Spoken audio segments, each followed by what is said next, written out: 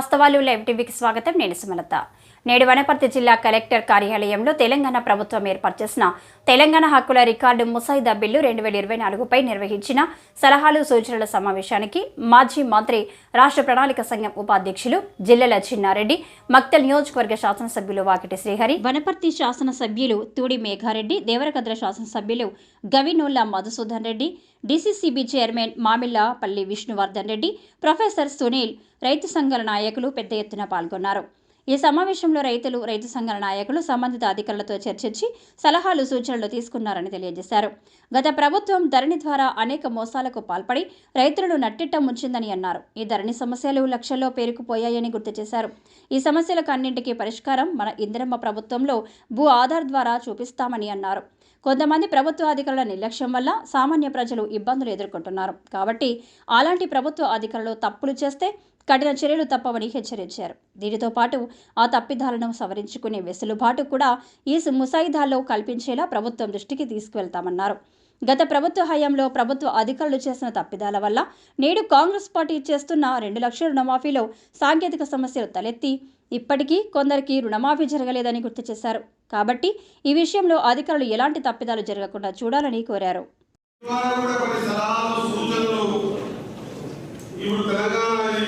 రైతుల హక్కుల రికార్డు ముసాయిదా బిల్లులో ఒక అవగాహన మీ దగ్గర ఒక చర్చ జరిగి మీ సూచనలు సలహాలు తీసుకుని ఏదైనా ఇంప్లిమెంట్ చేసినప్పుడు చాలా మంది రైతులకు ఉపయోగపడే విధంగా తీసుకోవాలని అనుకున్న సందర్భాన చాలా విషయాలు తెలిసి మరి గతంలో చూసినాం. ధరణి అనే పేరు మీద చిన్న అక్షరం కానీ లేకపోతే అక్షరమైన తలగొట్టో దీర్ఘము తప్పు పడితే ఆ తప్పుని సవరణ చేసుకోవడానికి ఎంఓఆర్ గారిని దరఖాస్తు చేసుకుంటే ఎంఓఆర్ గారికి అధికారం లేదు ఆ తలగట్టు గుడి సరి చేయడానికి. ఎగ్జాంపుల్ వాకిటి శ్రీ అని ఉంటే పొరపాటున వాకాటి శ్రీ అని పడితే ఆ గుడిని దీర్ఘమైంది కాబట్టి సరి చేద్దామంటే ఎంఓఆర్ గారిని దరఖాస్తు చేసుకోవాలి. ఎంఓఆర్ గారు దాన్ని కలెక్టర్ గారికి పంపించాలి. కలెక్టర్ గారు వేలుముద్ర పెట్టి దాన్ని గిరిజాల దగ్గర మొత్తం పంచనామా చేసి పంపించాలి. మళ్ళీ పంపించాలి. మళ్ళీ గిరిజాల పంచనామా చేసి మళ్ళీ కలెక్టర్ గారు పంపించాలి. కలెక్టర్ గారు చూసి ఈ సర్జీ అంటే రాస్తే అప్పుడు పంచనామా పత్రాన్ని జత చేసి మళ్ళీ కలెక్టర్ గారు పంపిస్తే అది చూసి అప్పటికే వందలు వేలు కలెక్టర్ గారికి ఒక పని ఉండదు. ఈ వందల వేల ఫైల్స్ మళ్ళీ ముడిపడిపోయి ఆ సమయంలో ఆ యజమానికి సంబంధించిన కుటుంబంలో ఏమైనా అవకతవక జరిగినా, పెళ్లి పేరటాలు జరిగినా ఏమీ చేసుకోలేక ఎంతో మంది రైతుల కుటుంబాల్లో మంచి చెడు రెండు జరిగి వీధిన పడిన పరిస్థితులు చూసినాం. దాన్ని దృష్టిలో పెట్టుకొని మా ప్రొఫెసర్ సునీల్ గారి దగ్గర ప్రభుత్వానికి రాకన్నా ముందు చాలా కాలం విన్నాం. ప్రభుత్వం వచ్చిన తర్వాత కూడా అందరం కలిసి మాట్లాడుకొని మరి ఈ కార్యక్రమాన్ని గతంలో ఏ మాదిరి అయితే రైతు బంధు ఇవ్వాలని అనుకున్నాం.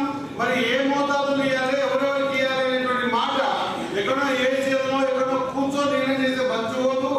అది ప్రజల మధ్యలో పోయి రైతుల మధ్యలో కూర్చొని నిర్ణయం తీసుకుంటే సరైన నిర్ణయం తీసుకుంటామనేటువంటి ఆలోచనతో ఆ నిర్ణయాన్ని కూడా మీ మధ్యనే కూర్చొని నిర్ణయం తీసుకొని ఈరోజు రైతు బంధు కానీ రైతు రుణమాఫీ కానీ స్పష్టంగా ఎవరు ఎన్ని మాట్లాడినా కూడా అవాకులు జవాకులు ఎన్ని మాట్లాడినా కూడా స్పష్టంగా రైతుల ప్రభుత్వం, ప్రజా ప్రభుత్వం, ప్రజలే నిర్ణయాలు తీసుకోవాలనే ఆలోచనతో ముందుకు వచ్చిన ప్రభుత్వం రేవంత్ రెడ్డి గారి ప్రభుత్వం. కాబట్టి ఈ విధంగా ఈరోజు తెలంగాణ రైతుల హక్కుల రికార్డు కూడా 2024 చేస్తున్న రికార్డులను కూడా మీ ద్వారా సలహాలు సూచనలు తీసుకోవాలని ఆలోచనతో ముందుకు వచ్చాను. కాబట్టి మీ సలహాలు సూచనలు సమయాభావం వల్ల కొంతమంది మాట్లాడగలిగినారు. ఇప్పుడు మీకు ఇచ్చిన అప్లికేషన్స్ ద్వారా మీరు ఇన్వైటర్లో ఏది ఇచ్చినా కూడా దానిలో విలువైన సమాచారాన్ని ఇప్పుడే కలెక్టర్ గారిని మాట్లాడడం జరిగింది. ఆ సమాచారాన్ని కూడా ఖచ్చితంగా ప్రభుత్వానికి, ప్రభుత్వం ద్వారా ప్రజలకు ఏ విధంగా ఉపయోగపడుతుందో ఆ ఉపయోగపడే విధంగా ఖచ్చితంగా ముసాయిదా చట్టంలో ఖచ్చితంగా తీసుకునేటువంటి పరిస్థితులు ఉన్నాయి. కాబట్టి మనకి చక్కటి అవకాశం కల్పించినటువంటి మన కాంగ్రెస్ ప్రభుత్వం, రేవంత్ రెడ్డి గారి ప్రభుత్వానికి పూర్తి స్థాయిలో మనం స్వాగతం పలకాలి, మద్దతు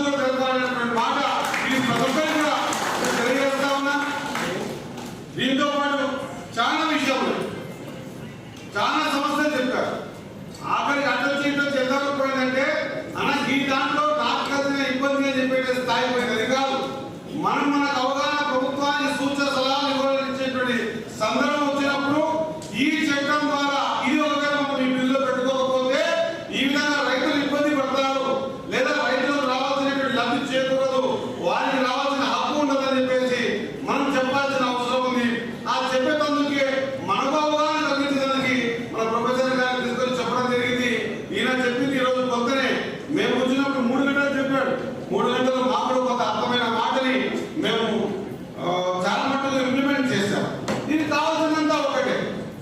నేను కూడా కలెక్టర్ గారు ఈ చట్టాలు హక్కులు ఇవన్నీ కూడా ముందే ఒకవేళ మాకు పంపించి లేదా ప్రదర్శనగా పంపించి ఉంటే దీన్ని ఒకరోజు 2 రోజులు స్టడీ చేసి మీకు ఇంకా కొద్దిగా బెటర్ గా ఇవ్వడానికి అవకాశం ఉంటుండే. ఇది ఇప్పుడే చదివినాం కాబట్టి దీన్ని ఈ రోజున ఇంటికి తీసుకెళ్లి చదివి మీ ద్వారా ఖచ్చితంగా కలెక్టర్ గారికి SMS ద్వారా కానీ లేకపోతే ఆయన పేపర్ ద్వారా ఖచ్చితంగా ఇన్ఫర్మేషన్ కూడా ఇస్తామన్నమాట తెలియజేసుకుంటూ మనమంతా ఆలోచించాలి. ప్రతి వ్యక్తి కూడా ఎంతో అంత భూమి ఉంటుంది. భూమి లేకపోతే మనం గుర్తింపు లేనటువంటి ఈ స్థితిలో ఈ రోజు చట్టాన్ని మనం రకరకాలుగా మార్చుకొని ముందుకుపోతా ఉన్నాం. ఆ రోజు 1954 కాసాబాని లేదా కాసాబానిలో రాసినటువంటి విధి విధానాలు, కాసు కాలాలు ఇవన్నీ కూడా ఆ రోజు వ్యవస్థను బట్టి ఏదైతే చేయగలిగినో చేశారు. మనమే కొంత అవగాహనతో ఇది నిజంగా కూడా ఈ ముసాయిదా చట్టం కానీ లేకపోతే ఈ తెలంగాణ రైతుల హక్కుల రికార్డు చట్టంలో కానీ ఒకవేళ నిజంగా కూడా మనం దీన్ని నిజంగా ఇంప్లిమెంట్ చేయాలంటే మీ సలహాలు సూచనలు నేను స్థానిక మన కలెక్టర్ గారితో తెలియజేసుకుంటూ ఇక్కడ పెద్దలు చిన్నరెడ్డి గారు ఉన్నారు, మా ఎమ్మెల్యే గారు ఉన్నారు, మిగతా అందరు పెద్దలు ఉన్నారు. మేము ముఖ్యమంత్రి గారి ద్వారా 2 సార్లు చెప్పడం కూడా జరిగింది. ఇది గ్రామాన ఇంతకుముందు మా సోదరుని మాట్లాడుతూ ఉండే ఈ అవగాహన సదస్సు ఎప్పటి వరకైతే మనం గ్రామాన కారణట్టు కాలం తీసుకుపోము, ఎప్పటి వరకైతే ప్రతి రైతు భూమి కలిగిన సెంటో ఎకరానో ఎంత ఉన్నా రైతుకు తన భూమిని తాను ఎట్లా నిలబెట్టుకోవాలా, తన భూమిలో ఉన్న భూమిపైన తనకు హక్కు ఎట్లా రావాలా, దాని నుంచి ఎట్లా లబ్ధి చేకూరాలా అనేటువంటి అవగాహన ఆ భూమికి సంబంధించిన చిన్న సన్నకారు రైతుకు ఉండదు. అప్పటి వరకు మనం ఎన్ని చట్టాలు రాసుకుంటా కూడా అది కొంత ఉదాహరణ అన్నమాట నేను ప్రగాఢంగా నమ్ముతా. కాబట్టి ఖచ్చితంగా ఈ అవగాహన సదస్సులు ఇక్కడ కలెక్టర్లలో, తర్వాత మండలాల్లో, తర్వాత గ్రామాల్లో ప్రతి రచ్చబండ కూడా మన ప్రభుత్వం ద్వారా ఏర్పాటు చేసుకోవడానికి ప్రభుత్వానికి ఖచ్చితంగా పెద్దలు కూడా మేమందరూ కూడా సూచనగా తెలియజేస్తాం. మనమంతా కూడా ఏమవుతుంది వాస్తవంగా చెప్తారంటే రైతు ఉంటాడు. ఇప్పటివరకు నేను అనుకుంటున్నా 46% రైతులకు వాళ్ళ పాస్బుక్లలో భూమి ఎంత ఉంది, వారి పేరు ఉందా ఎంత ఉందో చూసుకొని పేరు వాళ్ళలో కాదో చూసుకునేటువంటి పరిస్థితులు లేవు. దాని ద్వారానే మోసపోతా ఉన్నారు రైతులు. ఎప్పుడు కానీ వాడు భూమిని నమ్ముకుంటాడు, అంతే మోతాదులో ఒక వ్యక్తిని నమ్ముతాడు. ఆ వ్యక్తి చేసే తప్పుల వల్ల ఆ రైతు నష్టపోతాడు. ఇంకొక విషయం తెలియజేస్తా, ఖచ్చితంగా మనం ఈ చట్టాన్ని మీ సలహాలు సూచనల ద్వారా చెప్పిన తర్వాత దీని రికార్డు ప్రకారం ఎక్కించేటప్పుడు కానీ మా సోదరులు కొంతమంది చెప్పారు ఇక్కడ, ఖచ్చితంగా దీన్ని రికార్డులో ఎక్కించేటప్పుడు ఈ తప్పులు జరగకుండా సరైన పద్ధతి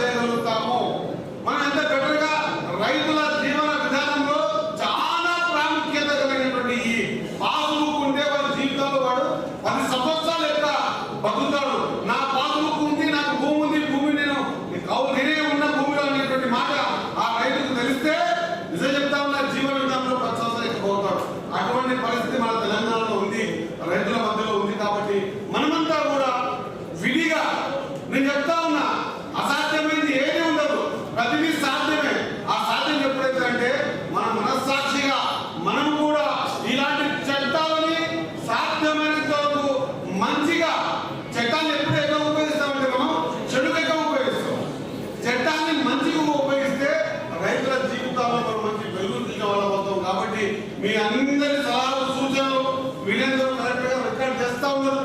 ఇటువంటి సలహాలు